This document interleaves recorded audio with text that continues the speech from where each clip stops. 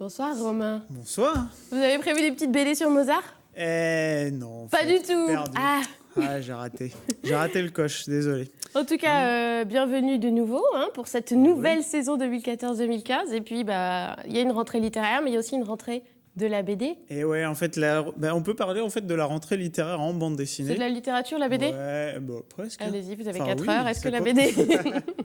Non, si, c'est une certaine forme de littérature. Après, on s'est lancé un défi cette année. Ouais. J'ai dit, j'essaye de vous présenter un Nantais à chaque fois. Ouais, vous avez dit chiche. Défi relevé. C'est parti. Donc, je commence tout de suite avec un premier Nantais. Donc, dans cette rentrée. Il y a même sa photo? Non, c'est pas lui. Non, c'est pas lui. Non, oui, pardon. C'est pas lui. En fait, c'est celui qui est en photo. En fait, c'est Marcus, puisque cette bande dessinée est sortie de l'esprit de Marcus. En fait, l'espèce d'excentrique présentateur télé de No Life et Game One. Je sais pas si vous connaissez. Oui. Oui. Mais c'est pas de ma faute, mais je suis tombée dessus. C'est pas une grande fierté. Il fait des émissions de rétro gaming, notamment sur Game One.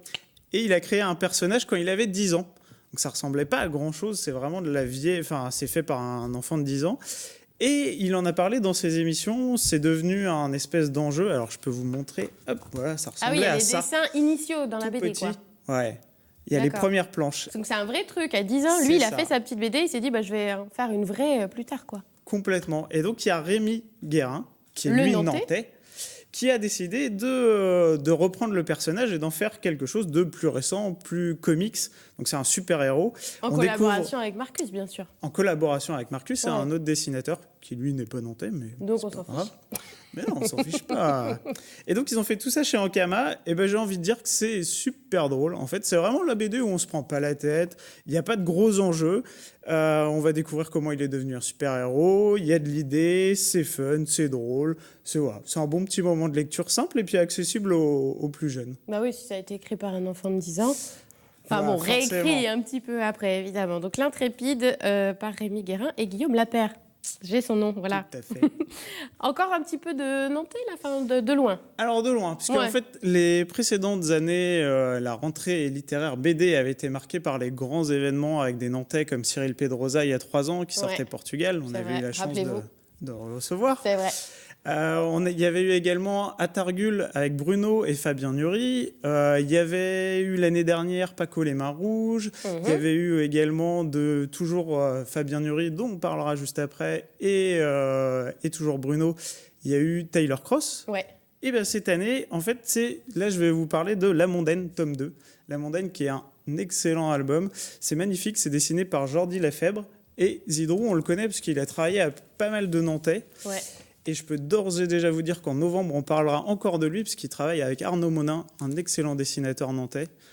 Je garde un peu de teasing.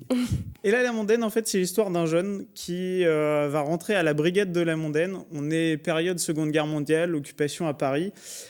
C'est un homme qui a vu déjà pas mal de choses dans sa vie, puisqu'il a une relation avec sa mère, avec son père assez compliquée. Et il va s'avérer que c'est quand même un petit peu un fils à maman qui a été couvé et qui arrive en plein dans la brigade mondaine, ce qui n'est pas le plus glamour des endroits. On voit des choses assez étranges. Et Zidrou a toujours ce parti pris assez incroyable de nous faire des personnages hauts en couleur, où on passe de moments forts, durs, à des moments de joie, de rire, d'imaginaire. Et voilà, c'est juste la petite pépite de la rentrée. C'est le 2e tome, suite et fin. C'est pas une grosse série. Parce que je me disais aussi, vous en avez déjà parlé, mais en fait, c'était le tome 1. C'est ça. Là, c'est le tome 2. Pour voir si je suis. Et tout colle vraiment. Le tome 2 se finit magistralement. Il fait référence à tout ce qu'il a mis dans le tome 1. C'est vraiment une pure réussite. Alors vous avez aussi un autre challenge dans cette émission, c'est parler d'une BD en 50 secondes. Eh bien, défi accepté. C'est La mort du tsar. Donc, je vous parlais de Fabien Nury. Donc, quand il ne travaille pas avec Bruno, il travaille avec d'autres dessinateurs. Là, en l'occurrence, c'est Thierry Robin. La mort du tsar, en fait, ça part d'une histoire toute simple, qui est une histoire vraie, qui est début 20e. En fait, le gouverneur de Moscou a rassemblé tout le monde devant chez lui, période de grosse crise, de famine répétitive. Et du coup, il va faire l'erreur fatale lorsqu'on va lui lancer des tomates, puisque le peuple est révolté, de laisser tomber son mouchoir. Sauf que, malheureux, il avait oublié que c'était le code pour faire tuer tout le monde. Donc les officiers ont tiré à vue, tout le monde est mort. Et du coup, voilà, c'est comme ça que ça commence. Il devient donc en sursis, puisque le peuple a décidé de se révolter. Voilà, mort de ça, on va se finir sur ce petit suspense. Merci beaucoup, Romain, d'avoir relevé tous les défis ce soir. Et puis, on vous retrouvera bientôt pour une prochaine chronique. Merci à vous de nous avoir suivis. Bonne soirée sur Télé Nantes.